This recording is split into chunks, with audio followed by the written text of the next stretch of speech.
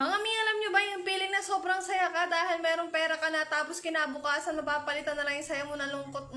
Dahil mi, ito na nga yung sinasabing pagkatapos ng sahod, gastos naman ang kasunod.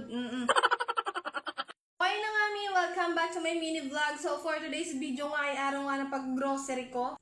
Paldo na naman ito ang rep natin mga mi. Patisik mura natin mga mi. Eto nga mi, nagsimula na nga ako sa section ng mga meat. Nakakuha na nga pala ako dyan ng liempo. Tapos ngayon naman yung namimili naman ako ng pang minudo. Mga mi, pinipili ko nga talaga yung pang minudo ko dahil ayaw ko talaga ng lahat ay taba mga mi.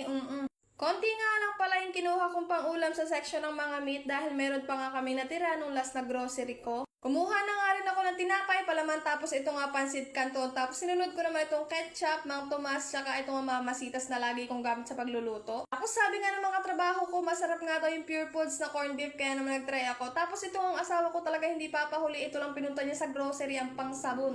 Alam niyo naman ni sa amin dalawa, yung asawa ko talaga ang naglalawa, kaya talaga pagdating sa mga sabon siya talaga yung nakatoka. Dito nga may pinapapili ko nga siya kung anong gusto niya isasapin kay Pepay, tapos ito parehas nga na niyang kinuha dahil parehas nga lang naman yun. Ito nga mga mate, binuli pa ako, inamoy muna yung kili-kili ko bago nga ako ibili ng deodorant. Eto na, paamoy nga din ako dahil baka na naman talagang may amoy kaya ako ibibili ng deodorant.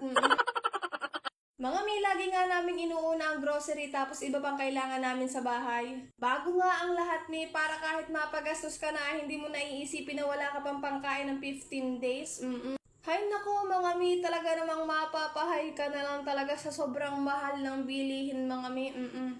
Hala, nagalit. May aakalain mo ba naman yung laman ng cart na yan umabot na ng 4,000 mga mi. Talaga namang mga mi, mapapa. Salamat. Kanalaang. Ito na nga mi, maya-maya nga lang ay nakapila na kami tapos nagbayad na nga rin kami dito. Yun lang muna sa ngayon, may abangan yung sunod kong video. Bye! Ata!